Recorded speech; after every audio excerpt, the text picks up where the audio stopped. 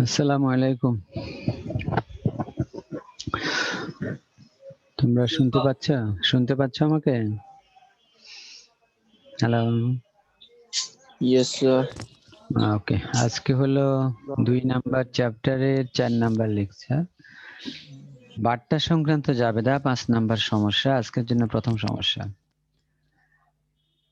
এখানে সমস্যাটা একটু দেখো। জনাব শাহাদাতের 2018 সালের মে মাসের লেনদেন সমূহ ছিল নিম্নরূপ। মিলির নিকট হইতে 50,000 টাকার পণ্য 10% বার্তায় ধারে ক্রয় করা হলো। ধারে ক্রয় বলেই দিয়েছে, আবার মিলির নিকট থেকে এটার দ্বারাও ধারেই বোঝায়। এখানে যে বার্তাটা আছে এটাকে বলা হবে কারবারি বার্তা। পণ্য ক্রয় এবং পণ্য বিক্রয়ের সময় যে বার্তা সেটা কারবারি বার্তা। কারবারি বার্তা শুধু পণ্যের লিখিত মূল্য থেকে বাদ যাবে, কিন্তু জাবেদায় লিপিবদ্ধ করা হবে না। অর্থাৎ এই বার্তা দ্বারায় আমাদের কোনো ক্ষতি বা কোনো লাভ হয় না। মাইকগুলো একটু মিউট করা প্লিজ। এই বার্তা দ্বারা আমাদের প্রতিষ্ঠানের কোনো লাভ বা ক্ষতি হয় না, শুধু আমরা কাস্টমারকে কিছুটা মোটিভেট করতে পারি পণ্য ক্রয়ের জন্য, সন্তুষ্টি, সান্ত্বনা। তো এই বার্তাটা হবে 50,000 টাকা 10%, 5,000, তার মানে এখানে পণ্যের প্রকৃত মূল্য দাঁড়াবে 45,000 টাকা। এটার উপরেই জাবেদা হবে। 6 তারিখ বেলির নিকট 1 লাখ টাকার পণ্য 10% বার্তায় ধারে বিক্রয়, একই জিনিস। এখানেও এটা কারবারি বার্তা। 1 লাখ টাকা থেকে 10% বাদ যাবে, অর্থাৎ 10,000, আর পণ্যের মূল্য সৃষ্টি হবে 90,000। জাবেদাটা হবে 90,000। শাহিন অ্যান্ড কোম্পানি এর নিকট হইতে 20,000 টাকার পণ্য ক্রয় করা হলো শর্ত 2-10 নিট 30। এটা তোমরা এর আগে পেয়েছো কিনা আমরা জানি না। এটা হলো পণ্য ক্রয়ের একটা শর্ত আরোপ করা হয়।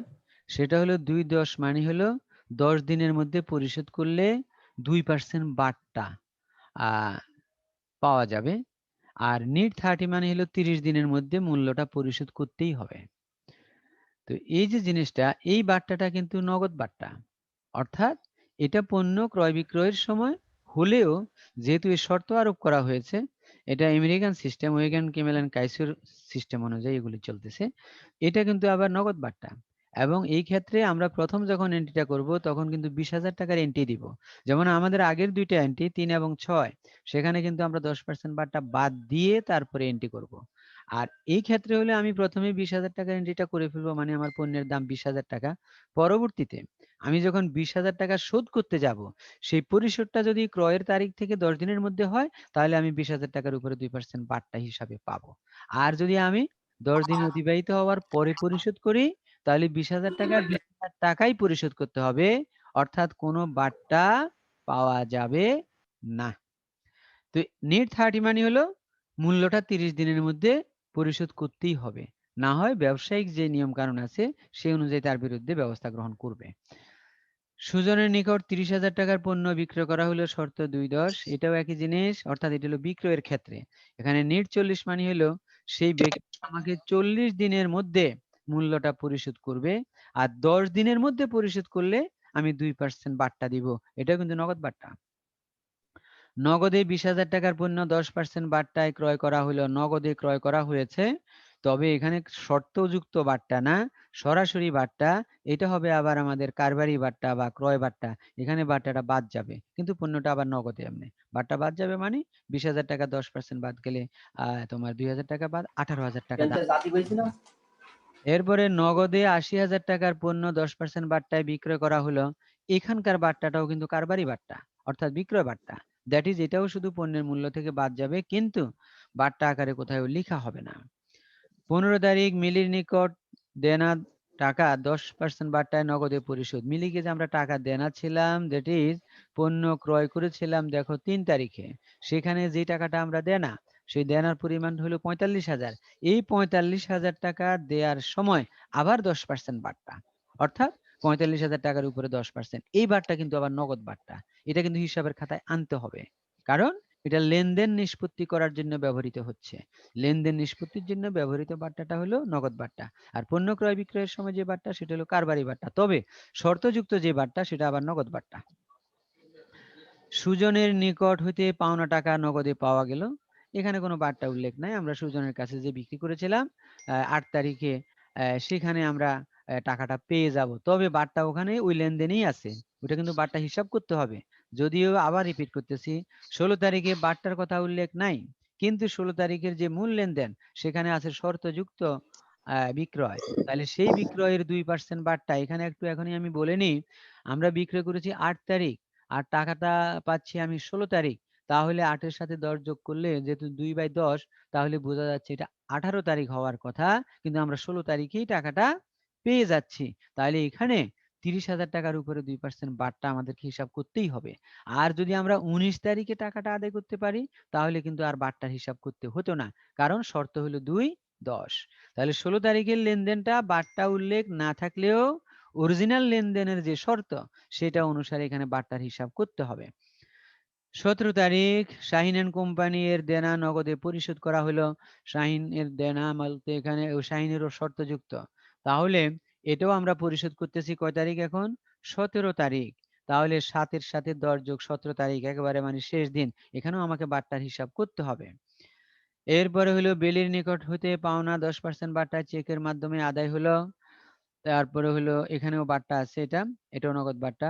5% বারটা বাদে নগদে পণ্য ক্রয় করা হলো, এখানে বারটা বাদ দেওয়াই আছে। এখানে আবার 9,500 টাকার উপরে বারটা হিসাব করার দরকার নাই, কারণ বারটা বাদ দিয়েই পণ্যটার দাম 9,500। তাহলে এখানে এটা কারবারি বারটা, তবে হিসাবের আর দরকার হবে না, কারণ হিসাব করে বাদ দেওয়া হয়ে গেছে।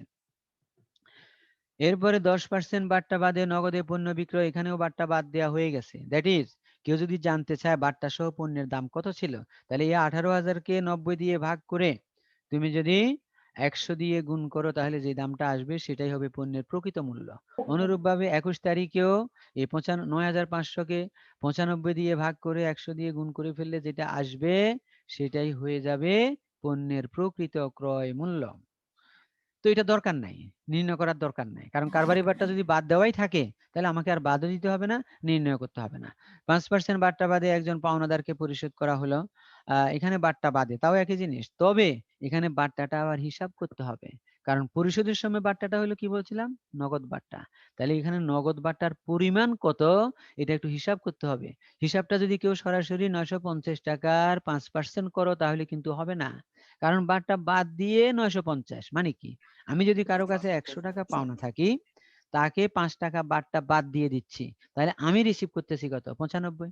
100 থেকে 5 টাকা বাদ 95, তাহলে আমি 95 টাকা যখন পাই তখন বারটা হিসাবে ছেড়ে দিচ্ছি 5 টাকা। 1 টাকা পাইলে কত ছেড়ে দিতেছি, আর 950 টাকা প্রাপ্তিতে কত ছেড়ে দিতেছি। তাহলে এখানেও বারটাটা নির্ণয় করা হবে কিভাবে, যদি সহজ প্রক্রিয়া বলি, 950-কে 95 দিয়ে ভাগ 5 দিয়ে গুণ। আবার রিপিট করতেছি, 950-কে 95 দিয়ে ভাগ, 95টা কোত্থেকে আসলো? 100 মাইনাস ওই যে 5%-এর 5, তাহলে 95 টাকা। তাহলে 95 দিয়ে ভাগ 5 দিয়ে গুণ করলে যে টাকাটা আসবে সেটাই হবে এখানকার বারটার পরিমাণ, এবং এই বারটা নির্ণয়টাও আমাদেরকে করতে হবে, আবার হিসাবের খাতায়ও আনতে হবে। 30 তারিখ 10% বারটা বাদে একজন দেনাদারের নিকট থেকে নগদে আদায় হলো, এখানেও একই সিস্টেম, বারটাটা হিসাব করতে হবে, এটা নগদ বারটা, তবে 4,500 টাকার উপরে 10% করলে কিন্তু হবে না। 4,500 হলো নিট ফিগার, মানে বারটা বাদ দেওয়ার পরের ফিগারটা। তাহলে এখানে হিসাবটাও একই রকম, এটাকে 90 দিয়ে ভাগ করে 10 দিয়ে গুণ করলে যেটা আসবে, এটা মানে কোনটা? 4,500 টাকাকে। তো এগুলো হয়তো গণনা আকারে আছে নিচে, তোমরা একটু দেখতে পারবা। এখন সমাধানগুলাতে যদি একটু ইঙ্গিত করি তাহলে খেয়াল করো, যেমন 3 তারিখ বলছিলাম 5% 10% বাদ যাবে, দেখো 45,000 টাকা হয়েছে। 6 তারিখ এখানেও 10% বাদ গেছে, 1 লাখ টাকার 10,000 90,000 টাকা হলো। তারপরে 7 তারিখ যেটা আমাদের শর্তযুক্ত ক্রয় ছিল 20,000 টাকা, 2/10 ছিল, সেখানে দেখো সম্পূর্ণ টাকার উপরে লেনদেন হয়েছে, বারটা বাদ দিয়ে নয়, 3 এবং 6 এর মতো হয় নাই, পুরো টাকাটা। এরপরে 8 তারিখ প্রাপ্য হিসাব বিক্রয় হিসাব, এখানেও পুরো টাকা, এখানেও শর্তযুক্ত ছিল 2/10 আর নিট 40 লেখা ছিল। এরপরে নগদে ক্রয় করা হয়েছে, এখানে একটা বাট্টা যুক্ত ছিল, সেটা কারবারি বাট্টা বাদ দিয়ে 18,000 টাকা মূল্য ধরা হয়েছে। তারপরে 72,000 টাকার এখানেও একই রকম, অর্থাৎ এটা নগদে বিক্রয় হয়েছে, তবে বাট্টা উল্লেখ ছিল, বাট্টাটা হলো কারবারি বাট্টা বাদ দিয়ে মূল্য নির্ধারণ হয়েছে। তারপরে 15 তারিখ প্রদেয় হিসাবকে যখন আমরা পরিশোধ করলাম, ওই যে খেয়াল করো কোন প্রদেয় হিসাব, আমরা যে 3 তারিখের পণ্যটা কিনেছিলাম 45,000 টাকা দিয়ে রেকর্ড করা আছে, দেখো জাবেদায়, সেই 45,000 টাকার উপরে 10% ধরা হয়েছে, 4,500। তাহলে 45,000 থেকে 4,500 বাদ দিলে যেটা থাকলো সেটাই নগদান হিসাবে রিসিভ করা হচ্ছে 40,500 টাকা। তার মানে এই লেনদেনটার উপরে দুইবার বাট্টা হিসাব হয়েছে। একবার ক্রয়ের দিন, সেটা হলো কারবারি বাট্টা, সেটা কিন্তু খাতায় লেখা হয় নাই, শুধু বাদ দেওয়া হয়ে গেছে। আর 15 তারিখে টাকাটা পরিশোধ করার দিন একটা বাট্টা হিসাব করা হচ্ছে, সেটা কিন্তু হিসাবের খাতায় আনতে হয়েছে, কারণ এটা নগদ বাট্টা। এরপরে হলো 16 তারিখ, এটাও 6 তারিখের লেনদেন থেকে আনা। সেখানে 6 তারিখ না, সরি, এটা হলো আমাদের কয় তারিখের লেনদেন ছিল একটু দেখে নেই। এটা ছিল তোমার নগদ টাকার পণ্য ক্রয়, হ্যাঁ, এটা ছিল 8 তারিখেরটা, সেখানে শর্তযুক্ত। তাহলে 8 তারিখের লেনদেনের কারণে আমরা যে টাকাটা পাচ্ছি দেখো 16 তারিখে, সেখানে আমাদের কি ঘটনা ঘটলো দেখো। আমাদের টাকা ছিল, আমরা পাওনা আছি 30,000, 30,000-এর উপরে 2% 600 টাকা। এটা কিন্তু বাট্টা এবং নগদ বাট্টা। আর তাহলে এই 30,000 থেকে 600 বাদ দিলে 29,400 টাকা আমি নগদে গ্রহণ করতেছি। এই টাকাটার কথাই বলছিলাম, যদি এটা 16 তারিখে না পেয়ে, 18 তারিখেও না পেয়ে 19 তারিখে পেতাম, তাহলে কিন্তু বাট্টার হিসাব হতো না। তখন ডাইরেক্ট এন্ট্রি করতে হবে নগদান হিসাব ডেবিট, প্রাপ্য হিসাব ক্রেডিট 30,000 টাকা।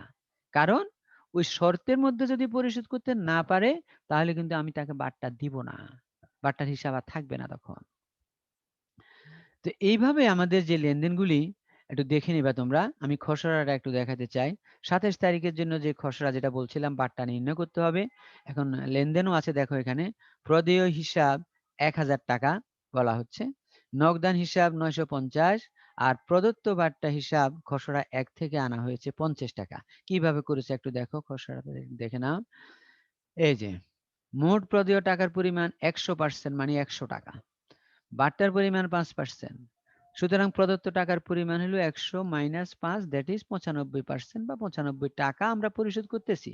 তো এখন বাট্টাটা কিভাবে হিসাব করা হলো? প্রদত্ত টাকা 95 টাকা হলে বাট্টা হলো 5 টাকা। এটা তোমরা ঐকিক নিয়মে অঙ্ক করতে আগে মেট্রিকে। আর প্রদত্ত টাকা 1 হইলে বাট্টার পরিমাণ হচ্ছে নিচে 95 উপরে 5, আর প্রদত্ত টাকা হলো 950, তাহলে উপরে 950, 5 × 950 নিচে 95, তাহলে কত হলো? 50 টাকা হলো বাট্টা। তো এখন লেনদেনে কি ঘটনা ঘটানো হলো? লেনদেনের মধ্যে সৃষ্টি করা হলো এরকম দেখো, 950 তো উল্লেখ ছিল, আর 50 টাকাটা উল্লেখ ছিল না, তবে বাট্টা 5 টাকা করে বাদ দিয়ে এই কথাটা উল্লেখ ছিল। আর 1,000 টাকাও কিন্তু উল্লেখ ছিল না। তাহলে পরবর্তীতে আমরা দেখলাম, আমরা নগদ পরিশোধ করতেছি 950, আর বাট্টা হিসাবে আমরা পাচ্ছি 50। তার মানে এই দুইটা যোগ করলে প্রদেয় হিসাবের পরিমাণ ছিল 1,000। এখন যদি কেউ 1,000 টাকার উপরে 5% ধরে, তাহলে তুমি দেখবা 50 টাকা হচ্ছে। কিন্তু 950 টাকার উপরে 5% ধরলে তোমার 50 টাকা হতো না। এজন্য এই বাট্টাটাকে আমরা ব্যাকওয়ার্ড ক্যালকুলেশন বলি, অর্থাৎ পিছনের দিকে সরে গিয়ে ক্যালকুলেশন করা। কিভাবে পিছনের দিকে সরে গেলাম? 100 টাকা থেকে 5 টাকা বাদ দিয়ে 95 টাকা বের করে তার ভিত্তিতে। এইভাবে তোমাদেরকে খেয়াল করতে হবে বাট্টাযুক্ত যে প্রশ্নগুলো থাকবে, সেই প্রশ্নগুলো কোন স্টাইলে আছে। অর্থাৎ বাট্টা বাদ দিয়ে, না বাট্টা সহ লেনদেনের কথা বলা হচ্ছে, না শর্তযুক্ত বাট্টার কথা বলা হচ্ছে। বাট্টা অনেক ধরনের, আবার আছে কারবারি বাট্টা এবং নগদ বাট্টা। তো কারবারি বাট্টা চেনার উপায় হলো পণ্য ক্রয় এবং বিক্রয়ের সময় যে বাট্টা, তবে শর্তযুক্ত ছাড়া। শর্তযুক্ত যে বাট্টা আবার 2/10, 3/10, N30, N40, N20 এগুলো যে থাকবে, এগুলি আবার ক্রয় বিক্রয়ের সময় থাকলেও সেগুলা হয়ে যাবে তোমার নগদ বাট্টা। এজন্য এই বাট্টার যে অঙ্কটা দেখানো হয়েছে, একটু ভালো করে খেয়াল করে কাজটা করবা, যাতে তোমরা মনে রাখতে পারো। আমাদের আরেকটা বাট্টা নির্ণয় করতে হয়েছিল, ওই যে 10% যে বাট্টাটা, সেটাও 2 নাম্বার গণনায় দেওয়া হয়েছে, পরিগণনায় খসড়া বলে দেখো। এখানেও একই নিয়ম, জাস্ট পার্সেন্টেজটা ভিন্ন। মোট প্রাপ্য টাকার পরিমাণ হলো 100% বলা হচ্ছে, বাট্টার পরিমাণ 10, থাকে 90%। তার মানে প্রাপ্ত বাট্টা, এখানে হলো টাকা পাচ্ছি, তাহলে প্রাপ্ত টাকা 90 হইলে বাট্টা হলো 10, 1 টাকা হইলে কত হবে? আর 4,500 টাকা হলে কত হবে? তাহলে এখানে বাট্টার পরিমাণ হলো 500। তার মানে আমরা পাচ্ছি 4,500, তাদেরকে ছেড়ে দিচ্ছি 500। তার মানে তাদের কাছে আমরা মোট পাওনা ছিলাম কত? 5,000 টাকা। এই 5,000 টাকার উপরে যদি কেউ এখন 10% করতে চায়, তাহলে 500 টাকা বের হবে। তাহলে মোট ফিগারটা কিন্তু থাকে না বলে অনেক সময় বাট্টা বাদ দিয়ে আমাদেরকে এই কাজটা করতে হয়। এজন্য তোমাদেরকে একটু কেয়ারফুল থাকতে হবে যে বাট্টা যে অঙ্কে আসলো, এটা কোন ধরনের বাট্টার অঙ্ক আসলো, এটা একটু ভালো করে খেয়াল করবা। আজকে 6 নাম্বার সমস্যাটা, সম্পত্তি ক্রয় এবং বিক্রয় সংক্রান্ত জাবেদা, মানে এখানে সম্পদ নিয়ে কিছু জাবেদা দেওয়া হয়েছে তোমাদের সামনে। জনাব বাশার 2018 সালের অক্টোবর মাসে মোট 1 লক্ষ টাকা, মানে মোট টাকা হলো 1 লাখ, এই 1 লাখ টাকার ভাগ করে দিয়েছে। কি কি আছে এর মধ্যে? নগদে আছে 40,000, এর ভিতরে আছে পণ্য দ্রব্য আছে 40,000, তার 80,000 হয়ে গেল, আর 20,000 টাকার হলো আসবাবপত্র, এই মোট 1 লক্ষ টাকা। তো এটার মানে কি হলো, এটা যদি আলাদা করিও দে ওই জাবেদা একই রকমই হবে। কিরকম? নগদান হিসাব ডেবিট, তোমার ক্রয় হিসাব ডেবিট, আসবাবপত্র হিসাব ডেবিট, তারপরে একত্রে মূলধন হিসাব ক্রেডিট, একই জিনিস। এরপরে নগদে 10,000 টাকার আসবাবপত্র ক্রয়, তাহলে এখানে নগদে আসবাবপত্র ক্রয় করতেছি আমরা, এটা কিন্তু বিক্রির জন্য না, তাহলে এটা কিন্তু আমাদের সম্পদ। আসবাবপত্রের যে এন্ট্রি আমরা করি, আসবাবপত্র হিসাব ডেবিট, নগদান হিসাব ক্রেডিট। ধারে 20,000 টাকার আসবাবপত্র ক্রয় করা হলো, এটাও আসবাবপত্র, তবে ধারে কিনতেছি, তাহলে জাবেদা কি হবে? আসবাবপত্র হিসাব ডেবিট আর প্রদেয় হিসাব ক্রেডিট। নগদে আসবাবপত্র ক্রয় করা হলো 30,000, এর পরিবহন খরচ 1,000 টাকা নগদে পরিশোধ। তাহলে আসবাবপত্রটা কিনতেছি নগদে, পরিবহন খরচও দিচ্ছি 1,000 নগদে, আর আসবাবপত্রটা হলো এখানে আমাদের সম্পদ। তাহলে ওই 1,000 টাকা খরচের জন্য আর আলাদা কোনো এন্ট্রি করতে হবে না। এই 1,000 টাকার খরচটাও 30,000 এর সাথে যোগ হয়ে আসবাবপত্রের মোট মূল্য দাঁড়াবে, বা মোট মূল্য তৈরি হবে 31,000 টাকা। তার মানে আমরা এন্ট্রি দিব আসবাবপত্র হিসাব ডেবিট, নগদান হিসাব ক্রেডিট 31,000 টাকা। আর যদি আসবাবপত্র বিক্রয়ের উদ্দেশ্যে হইতো, তাহলে কিন্তু আবার এন্ট্রি হইতো ক্রয় হিসাব ডেবিট 30,000, আবার পরিবহনের জন্য ক্রয় পরিবহন হিসাব ডেবিট 1,000, নগদান হিসাব ক্রেডিট 31,000। এই জন্য খেয়াল রাখতে হবে, কোন স্থায়ী সম্পদ অর্জনের জন্য যত রকম ব্যয় হবে, সকল ব্যয়কে ওই স্থায়ী সম্পদের মূল্যের সাথে যোগ করে জাবেদা করতে হবে। আবার রিপিট করতেছি, কথা বলবা না। কোন স্থায়ী সম্পদ, কোন স্থায়ী সম্পদ অর্জনের জন্য, ক্রয়ের জন্য যে সকল খরচ হবে, সকল খরচকে, সকল খরচকে তাহলে ওইটার জন্য যোগ করে এন্ট্রিটা করতে হবে। মাইকগুলা মিউট করা, একটু মাইকগুলা মিউট করা। তাহলে আসবাবপত্রের পরিবহন বা আসবাবপত্রের বা যে কোনো স্থায়ী সম্পদের খরচকে কি করতে হবে? স্থায়ী সম্পদের সাথে যোগ করে এন্ট্রি করতে হবে। অক্টোবরের 7 তারিখ দেখো, ধারে আসবাবপত্র ক্রয় করা হলো 27,000 টাকা, এর পরিবহন খরচ 1,000 টাকা নগদে পরিশোধ। ধারে আসবাবপত্র কিনতেছি আর ক্রয় পরিবহন নগদে দেয়া হচ্ছে, তাহলে এখানেও আসবাবপত্রের মূল্য কিন্তু 28,000 হয়ে যাবে, কারণ এটা নেই আমরা। আর নগদ ধারে কেনার কারণে আসবাবপত্র হিসাবকে, প্রদেয় হিসাবকে ক্রেডিট করতে হবে 27,000, আর নগদান হিসাবকে ক্রেডিট করতে হবে 1,000। আবার রিপিট করতেছি, আসবাবপত্র 27,000 এটা ধারে কিনেছি, আর পরিবহন খরচ দিয়েছি 1,000, এটা নগদে। তাহলে আমাদের প্রথম দৃষ্টিভঙ্গি হলো এটা পুরাটা আসবাবপত্রের একটা ব্যয়, তার মানে আসবাবপত্রের মূল্য দাঁড়িয়ে যাবে কত? 28,000 টাকা। তাহলে আসবাবপত্র হিসাব ডেবিট হবে 28,000, আর ধারে কেনার কারণে প্রদেয় হিসাব ক্রেডিট হবে 27,000, আর নগদে যে পরিবহন খরচ দিলাম সেটার জন্য নগদান হিসাব ক্রেডিট হবে 1,000। 8 তারিখ 24,000 টাকার একটি যন্ত্রপাতি নগদে ক্রয় করা হলো, এর পরিবহন খরচ 500, সংস্থাপন ব্যয়, পরিবহন সংস্থাপন সব একত্রে যোগ হয়ে যাবে, তার মানে 24,500 সাথে আরো 200 যোগ, তার মানে যন্ত্রপাতির মোট মূল্য সৃষ্টি হবে 24,700। ডাইরেক্ট এন্ট্রি হবে যন্ত্রপাতি হিসাব ডেবিট, সব খরচটাই নগদে, নগদান হিসাব ক্রেডিট তোমার 24,500 টাকা। থিওরি একটা মনে রাখলেই হয়, সেটা কোনটা? যে কোনো সম্পদ অর্জনের সকল ব্যয়কে সম্পদের মূল্য হিসাবে ধরতে হবে, সোজা নীতি হলো এটাই। 18,000 টাকার একটি যন্ত্রপাতি ধারে ক্রয় করা হলো এবং সংস্থাপন, এখানেও একই জিনিস, 18,000 এর সাথে 1,000 যোগ হয়ে যাবে, 19,000 হবে যন্ত্রপাতি হিসাব ডেবিট, আর প্রদেয় হিসাব ক্রেডিট হবে 18,000, আর নগদান হিসাব ক্রেডিট হবে 1,000। যন্ত্রপাতির সংস্থাপনের মজুরি প্রদান, এটা কোন যন্ত্রপাতির জন্য বলে নাই, দেখ যেই হোক যন্ত্রপাতি, এই সংস্থাপন ব্যয়টাও যন্ত্রপাতির মূল্যের অন্তর্ভুক্ত হয়, দ্যাট ইজ এটাও পার্ট অফ যন্ত্রপাতি বা মেশিনারি হয়ে যাবে। অর্থাৎ এটার জন্য জাবেদা হবে সরাসরি যন্ত্রপাতি হিসাব ডেবিট, নগদান হিসাব ক্রেডিট, কারণ এটা সংস্থাপন ব্যয়। আমাদের মূল থিওরিটা কি? স্থায়ী সম্পদ অর্জনের, স্থায়ী সম্পদ বসানোর, ব্যবহার উপযোগী করা পর্যন্ত যে কোনো খরচ করলেই সেটা কিন্তু ওই স্থায়ী সম্পদের মূল্যের অন্তর্ভুক্ত হয়ে যাবে, এটাই হলো আমাদের মূল কনসেপ্ট। এরপরে অক্টোবরের 12 তারিখ নগদে 30,000 টাকার মণিহারি ক্রয়, খুব সোজা, মণিহারি তো মণিহারি হিসাব ডেবিট, নগদান হিসাব ক্রেডিট। ধারে 5,000 টাকার সাপ্লাইজ ক্রয়, সাপ্লাইজ হিসাব ডেবিট বা সরবরাহ, সাপ্লাইজকে বাংলা করে লিখতে পারো সরবরাহ হিসাব ডেবিট। আর নগদে ধারে কিনেছি বলে প্রদেয় হিসাব ক্রেডিট। পুরাতন যন্ত্রপাতি বিক্রয় করা হলো 7,000 টাকা, যার বই মূল্য ছিল 11,000।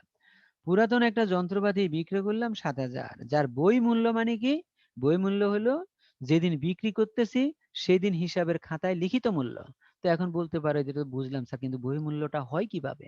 বই মূল্য হলো সম্পত্তির ক্রয় মূল্য থেকে বিক্রয়ের পূর্ব পর্যন্ত যে সকল অবশ্যই হয়েছিল সেই অবশ্যইগুলি ক্রয় মূল্য থেকে বাদ দিয়ে তখন বলা হয় বই মূল্য। আবার রিপিট করতেছি, কোন সম্পদের ক্রয় মূল্য থেকে বিক্রয়ের পূর্ব পর্যন্ত যে অবশ্যইগুলো হয় সেগুলো বাদ দিয়ে যে মূল্য সৃষ্টি হবে সেটাকে বলা হচ্ছে বই মূল্য। তাহলে আমরা একটা যন্ত্রপাতি বিক্রি করলাম, আমাদের কাছে এটার মূল্য ছিল 11,000, কিন্তু বিক্রি করে পাচ্ছি 7,000, তাহলে অবশ্যই আমাদের লস হয়ে যাচ্ছে, ক্ষতি 4,000 টাকা। তাহলে এটার জন্য জাবেদা কি হবে? একদিকে নগদ টাকা আসতেছে 7,000 নগদান হিসাব ডেবিট, আর ক্ষতি হিসাব বিজ্ঞানের দৃষ্টিভঙ্গি থেকে ডেবিট হয়। তাহলে যন্ত্রপাতি বিক্রয়জনিত ক্ষতি হিসাবকে ডেবিট করতে হবে 4,000। আর আমার যন্ত্রপাতির মূল্য হিসাবের বই থেকে নিঃশেষ হয়ে যাচ্ছে, চলে যাচ্ছে, এজন্য যন্ত্রপাতি হিসাব ক্রেডিট হবে 11,000। আবার রিপিট করতেছি, যন্ত্রপাতি বিক্রি করে টাকা পাচ্ছি 7, নগদান হিসাব ডেবিট হবে 7,000। আর বই মূল্য এবং বিক্রয় মূল্যের মধ্যে ব্যবধান 4,000, এটা আমাদের ক্ষতি। যন্ত্রপাতি বিক্রয়জনিত ক্ষতি হিসাবকে ডেবিট করতে হবে 4,000, আর যন্ত্রপাতি হিসাব ক্রেডিট একত্রে 11,000 টাকা। কাগজ কলম এগুলি কিনেছে ইত্যাদি দেখা যাচ্ছে, এটা মনিহারি লিখে দেবা। মোটর গাড়ি ক্রয় করা হলো 4 লক্ষ টাকা এবং আমদানি শুল্ক 1 লক্ষ টাকা, জাহাজ ভাড়া 50,000 টাকা, সবই মোটর গাড়ির দামের সাথে যোগ হয়ে যাবে, অর্থাৎ মোট হবে 5,50,000। মোটর গাড়ি হিসাব ডেবিট, নগদান হিসাব ক্রেডিট। এরপরে তো যেহেতু আমদানি বলা হচ্ছে, না দরকার নাই, না হয় ব্যাংক শব্দ ইউজ করতাম, নগদই দাও। নগদে 80,000 টাকা মূল্যের লোহার সিন্দুক, স্টিলের আলমারি, এসি, শীতাতপ নিয়ন্ত্রণ যন্ত্র, ব্র্যাকেটে বলা হচ্ছে ক্যালকুলেটর, ঘড়ি, টাইপরাইটার, কম্পিউটার, কত জিনিস যে কিনেছে, এগুলি কিন্তু বিক্রির উদ্দেশ্যে না, ব্যবহার করবে। তো এই ছোটখাটো জিনিসগুলোর নাম কিন্তু আমরা যন্ত্রপাতি লিখি না, এগুলো হবে আমাদের অফিস সরঞ্জাম বা শুধু সরঞ্জাম। একটা ডিফারেন্স বলি, এই সরঞ্জাম আর যন্ত্রপাতির মধ্যে ডিফারেন্সটা হলো, যন্ত্রপাতি দিয়ে আমরা পণ্য তৈরি করে বাজারে বিক্রি করব, আর সরঞ্জামগুলা দিয়ে কিছু উৎপাদন করে বাজারে বিক্রি করি না। সরঞ্জামগুলি আমরা আমাদের স্বার্থে ব্যবহার করি, বিভিন্ন সেবা নিই, সেবা পাই, এই জন্য এটার নাম হলো অফিস সরঞ্জাম বা সরঞ্জাম। কথাটা যেন মনে থাকে। এবং যেমন কম্পিউটার, কম্পিউটার যদি কেউ আবার কম্পিউটারে প্রিন্টিং করে ব্যবসা বাণিজ্য করে, তখন কিন্তু তার জন্য কম্পিউটারটা আবার সরঞ্জাম হবে না, তার জন্য হয়ে যাবে যন্ত্রপাতি। এই জন্য খেয়াল করতে হবে, কিছু জিনিস আছে ব্যবহারের উপরে ডিপেন্ড করতেছে, আমরা এটাকে কি যন্ত্রপাতি লিখবো না সরঞ্জাম লিখবো, it's depend on the basis of use. সুতরাং তোমাকে এটা মনে রাখতে হবে। এরপরে হলো নগদে স্যার 50,000। আমাকে একটু অফিস সরঞ্জাম আর অফিস সাপ্লাইসটা একটু ক্লিয়ার করে দিবেন? সাপ্লাইজ তো হলো মনিহারি ধরনের কাগজ কালি, তবে মনিহারি থেকে একটু ভিন্ন। কি ধরনের ভিন্নতা? যেমন মনে করো যারা তোমার বিভিন্ন ধরনের ড্রয়িং এর কাজ করে, তারপরে মনে করো যারা আর্কিটেকচার আছে, আর্কিটেক্ট যারা, এরা যে বিভিন্ন ড্রয়িং করে, ডিজাইন করে, এদের জন্য কিছু কাগজ কালি, বিশেষ ধরনের কাগজ কালি, পেন্সিল এগুলো লাগে, তখন সেগুলাকে তারা সরবরাহ বলে। আর আমাদের মনিহারি অর্থে যেটা বুঝি আমরা বাংলাদেশে, সেগুলো নরমাল মনিহারি, দ্যাট ইজ কাগজ কালি কলম, সাধারণ, যেমন তুমি আমি ব্যবহার করতেছি এটা। তবে হ্যাঁ, এটাকে তুমি সাপ্লাইজ বলতে পারো। দুইটা শব্দ আলাদা করার কারণ হলো, আমেরিকানরা বিশ্বাস করে সাপ্লাইজ নামে, আর ব্রিটিশেরা বিশ্বাস করে মনিহারি নামে, এই হলো ঘটনা।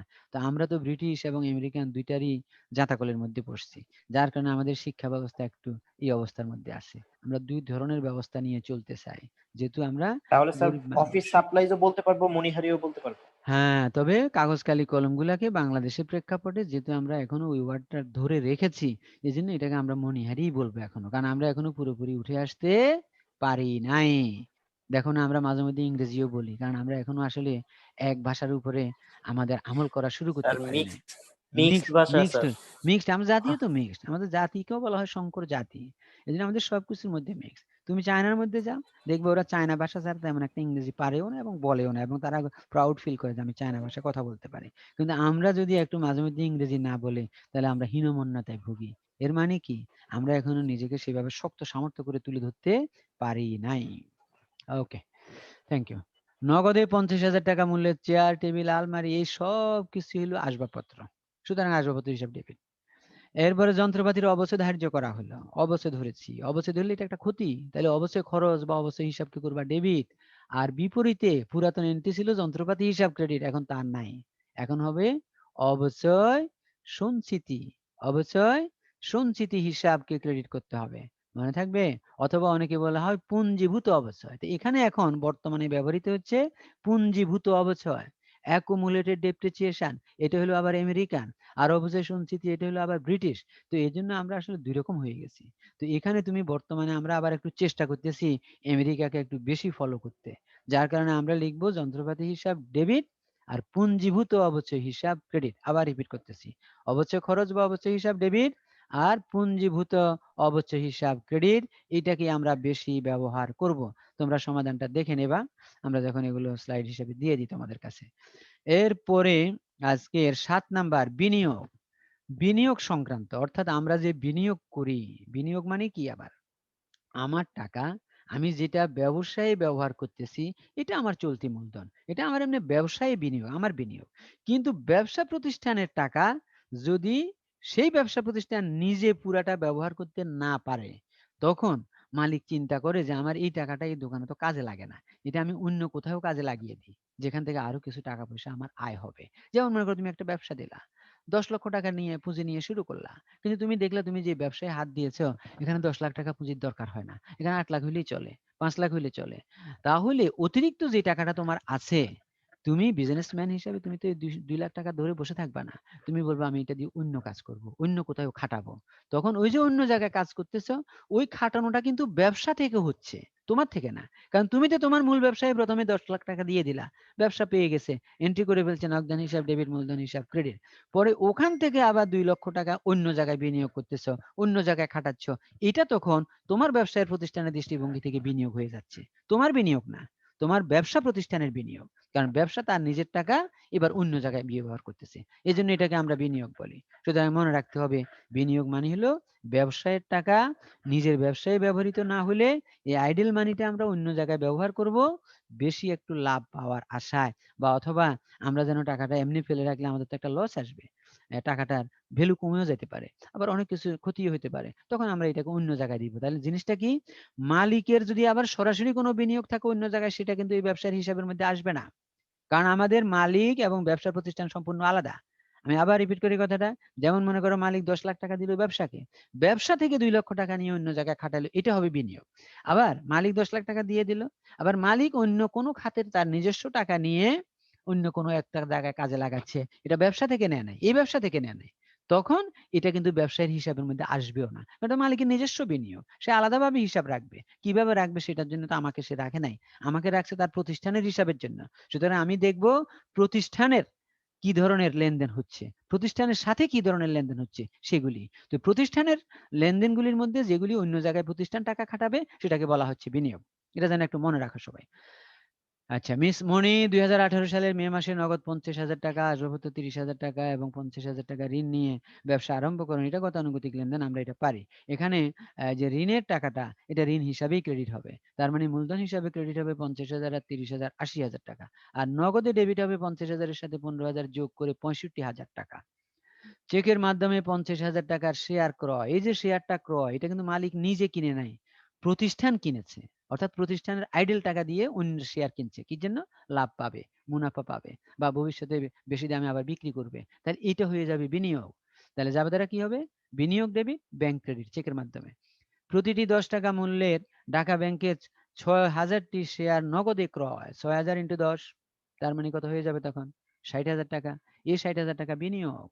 তাহলে এটার জন্য হবে বিনিয়োগ হিসাব ডেবিট, নগদে কিনছে নগদান হিসাব ক্রেডিট। ৮% হারে ঋণপত্র ক্রয়। এই ঋণপত্র মানে কি? অন্য কেউ ঋণপত্র বিক্রি করতেছে। তখন আমাদের আইডেল টাকা আছে। আমরা সুদ পাবো ৮% করে ওখান থেকে প্রতি বছরে ৳১০০ টাকার উপরে। তখন আমাদের যদি টাকা থাকে আমরা ওইটাও কিনে নিতে পারি। এটাও কিন্তু আমাদের বিনিয়োগ। আবার রিপিট করতেছি। এটা অন্য ঋণপত্র বিক্রি করতেছে, আমার টাকা আছে, আমি কিনে নিচ্ছি। তাহলে এটাও কিন্তু বিনিয়োগ খাতেই যাবে আমাদের। অর্থাৎ বিনিয়োগ হিসাব ডেবিট আর নগদান হিসাব ক্রেডিট। একই জিনিস।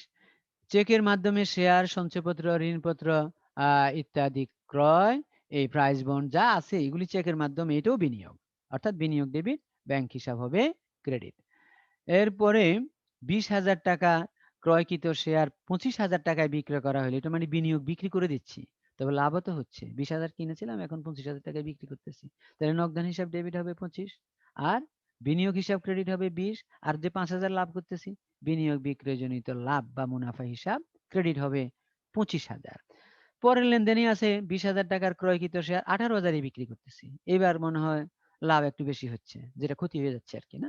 তাহলে এখানেও এন্ট্রি হবে নগদ পাচ্ছি কত 18, তাহলে নগদান হিসাব ডেবিট হবে 18,000, আর 20,000 টাকা জিনিস বিক্রি করতেছি 18,000, 2,000 টাকা নাই, তাহলে বিক্রয়জনিত বা বিনিয়োগ বিক্রয়জনিত ক্ষতি।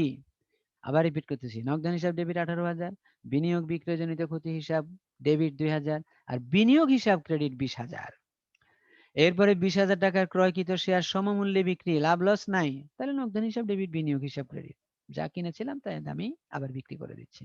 বিনিয়োগের সুদ পাওয়া গেল, নগদে পাওয়াচ্ছি অবশ্যই, যেহেতু কিছু উল্লেখ নাই, তাহলে নগদান হিসাব ডেবিট, বিনিয়োগের সুদ হিসাব ক্রেডিট বা সুদ আয় হিসাব ক্রেডিট, এটাও লিখতে পারো।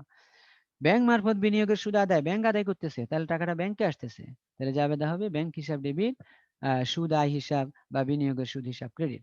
50,000 টাকার প্রাইস সঞ্চয়পত্র ভাঙ্গানো হলো, সঞ্চয়পত্র ভাঙ্গানো মানে সঞ্চয়পত্র বিক্রি করে দেয়া, কিনছিলাম এখন টাকার প্রয়োজন, বিক্রি করে দিচ্ছি, এটাকে ভাঙ্গানো শব্দ বলা হয়, তার মানে নগদ টাকা আসতেছে, তাহলে নগদান হিসাব ডেবিট, বিনিয়োগ হিসাব ক্রেডিট।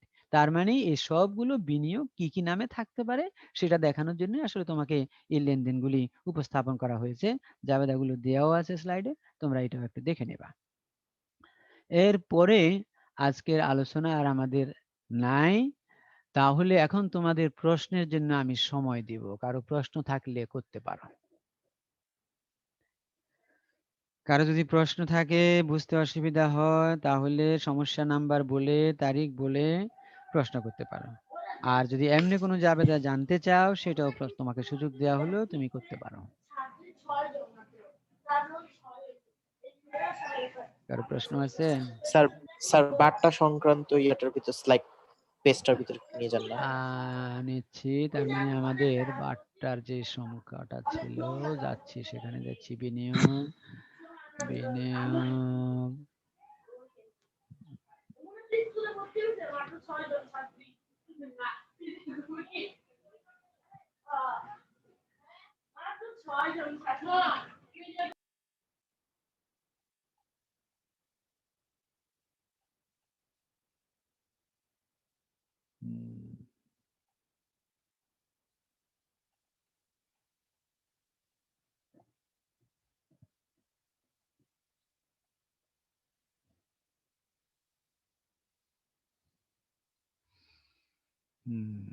এবার বলো, 5 নাম্বারে ছিল বাট্টা সংক্রান্ত, জনাব শাহাদাতের, বলো তারিখ বলো যদি দেখতে পাও।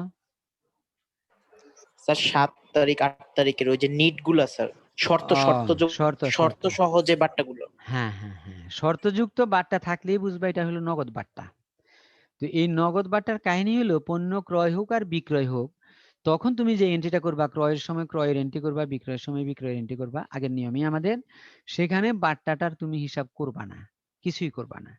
পরবর্তীতে যেদিন তুমি এই লেনদেনটা নিষ্পত্তি হবে, দ্যাট ইজ নগদ টাকার মাধ্যমে ক্রয়ের ক্ষেত্রে পরিশোধ করবা, বিক্রয়ের ক্ষেত্রে টাকাটা আদায় করবা, তখন তোমাকে ওই তারিখ দেখে নির্ধারণ করতে হবে। যেমন মনে করো আমাদের 7 তারিখেরটা ছিল 2/10, এর মানে 10 মানে হলো 7-এর সাথে 10 যোগ করে দিতে হয়, তার মানে 17 তারিখ।